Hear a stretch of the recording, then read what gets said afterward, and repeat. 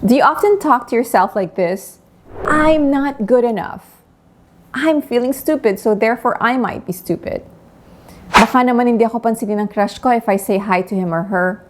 My crush might not pay attention to me if I say hi to him or her. If you are, then hindi ka nag-iisa. You are definitely not alone. These thoughts are also known as cognitive distortions, and they negatively impact our mental wellness kung parati nating ginagamit ito. So in this video, we will talk about 10 types of cognitive distortions, and we will talk about my client Jake, who I taught these techniques to, and why it's essential to understand them so you don't continue to ruin your mental health. Hi, I'm Dr. Ned. I'm a Filipino-American clinical psychologist from Florida. Magandang umaga, hapon, or gabi po sa inyong lahat. This is the Brown Psych channel where we talk about Filipino mental health and anxiety so you don't have to suffer.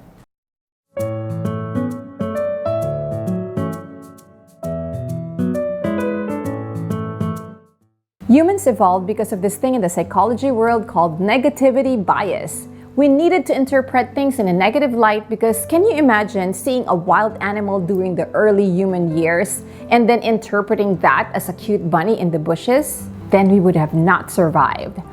Paying attention kasi to the danger and harmful threats was a matter of life and death. Talagang buhay natin yung nakasalalay. So if you think about it, kung iisipin mo, our ancestors had to be anxious beings so they could survive. And although in the modern days, we no longer have to be hyper alert or as anxious as our ancestors, our brains have not fully evolved yet. Hence, yung anxiety, negativity bias, and cognitive distortions are still ruling our brains or our minds. It's important to note that cognitive distortions can be a regular part of everyday thinking.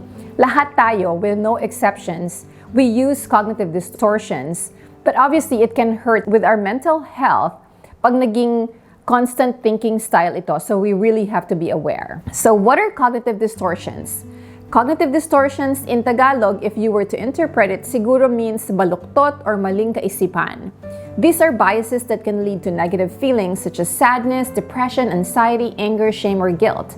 And these biases can trigger negative emotions, leading to dysfunctional behavior and harming our mental health. Understanding cognitive distortions is the core foundation of cognitive behavioral therapy, or CBT, which is the gold standard treatment for depression and anxiety. I know that this is one of the most powerful tools that I've learned in the field of psychology, and even when I learned it myself, I saw a big improvement. Before we move along, let me tell you the story of one of my clients, Jake. So Jake is a made-up client who I pulled from 3 or 4 different clients to protect his identity. He is a 25-year-old marketing assistant from a prestigious company. He struggles with low self-esteem, low self-confidence, and he grew up in a home where he experienced neglect and abuse from an alcoholic father. He was also bullied as a child. Isang umaga, one morning, habang umiinom siya ng kape in the break room while drinking his coffee in the break room, he sees a job posting for a marketing manager. He has been working for this company for about 2 years, and based on the qualifications listed, he can do all those, including more. He is more than capable of handling that job. He was getting excited, nagpapalpitate ng konti yung heartbeat niya, and then he had a huge smile. Now he sees his boss in the hallway.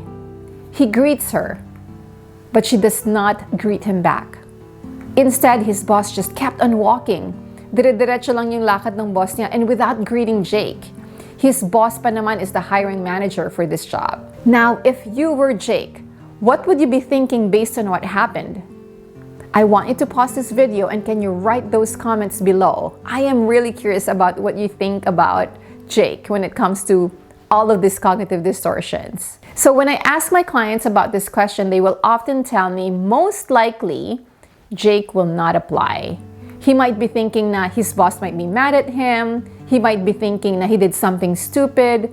And he might be thinking that his boss does not think himself as smart. So based on this scenario, I will teach you the 10 common cognitive distortions to illustrate why Jake should or maybe should not apply for the job.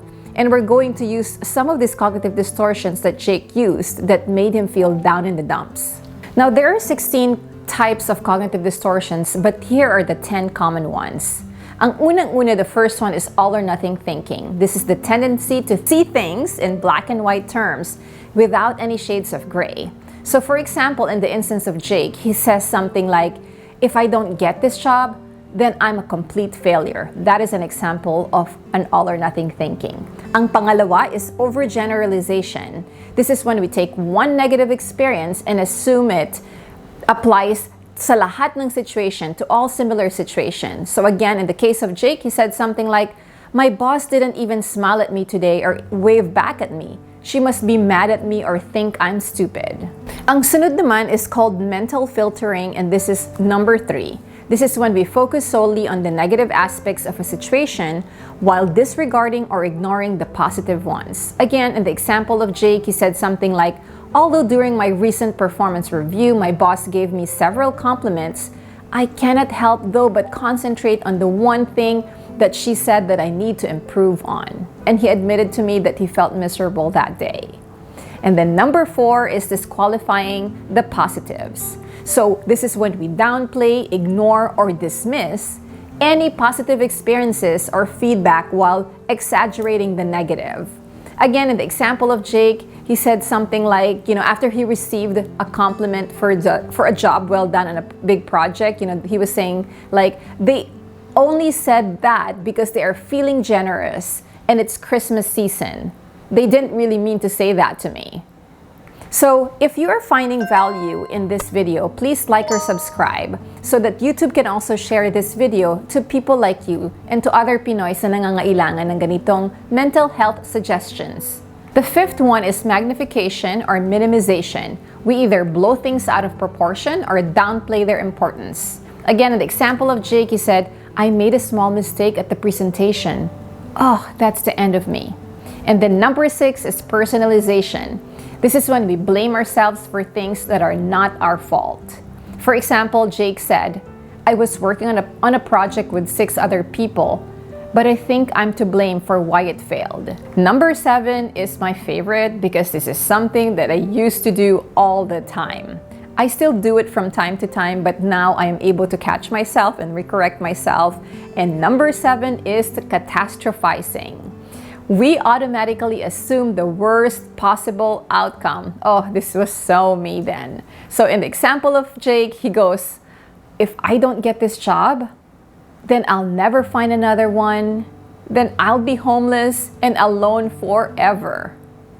Ang number 8 naman are should statements. This is when we say should or oath statements.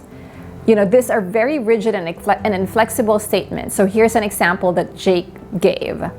My boss should like me, or I should be a manager or director by now. And then number 9 naman is emotional reasoning. This is when we use our emotions as evidence or proof of truth. For example, Jake said, oh, I feel terrible about this job application. I must be a terrible person, or I must not really deserve this. And then number 10 is labeling. This cognitive distortion generalizes a person based on one characteristic or behavior. Again, in the example of Jake, he said, my boss ignored me, so you know what, she's a jerk. So based on all this faulty thinking or cognitive distortions that Jake used, do you think that Jake will still apply for the job, even though he is fully qualified for it?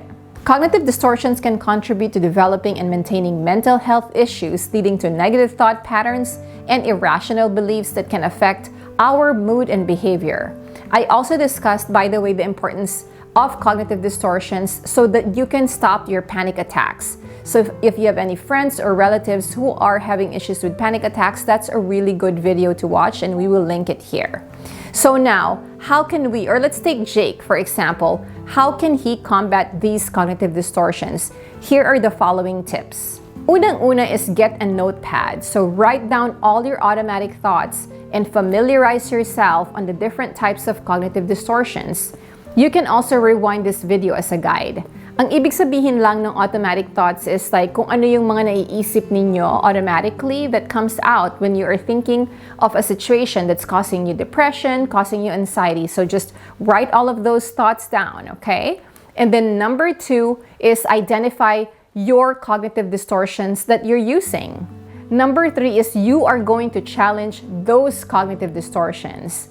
Once you've identified your cognitive distortions, you're going to challenge them by asking yourself, kung totoo talaga, is it really true that you're stupid? Is it really true that you are not good enough? Is it really true that you're not going to be accepted in this job? Especially after, in Jake's case, he was even given a good review by his boss, right? Number 4 naman is replace your cognitive distortions with more accurate, helpful, and positive ways of thinking.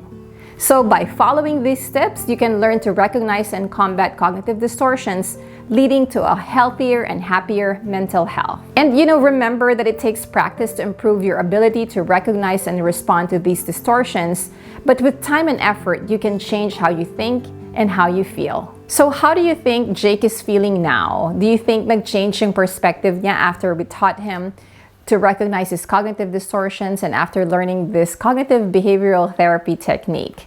So it was really powerful for him, because what happened to him eventually was he learned how to recognize those cognitive distortions, how to think of the situation in a different perspective, and then eventually he interviewed for the job, and guess what happened?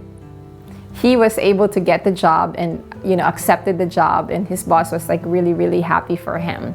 So this is the power of cognitive behavioral therapy and changing our cognitive distortions. So the next time you are having a bad day or experiencing anxiety, I want you to look at your thoughts and see if you're engaging in cognitive distortions. If you have other questions about mental health and anxiety, please comment below or direct message me on my Instagram or Facebook page. If this video has been helpful to you, or you think someone can benefit from this video, please like, subscribe, and share this video with them. This will also help YouTube to show this video to other Pinoys like you. Again, this is Dr. Net signing off for now and reminding you that in our Pinoy community, healing is possible for you and me. Maraming salamat po.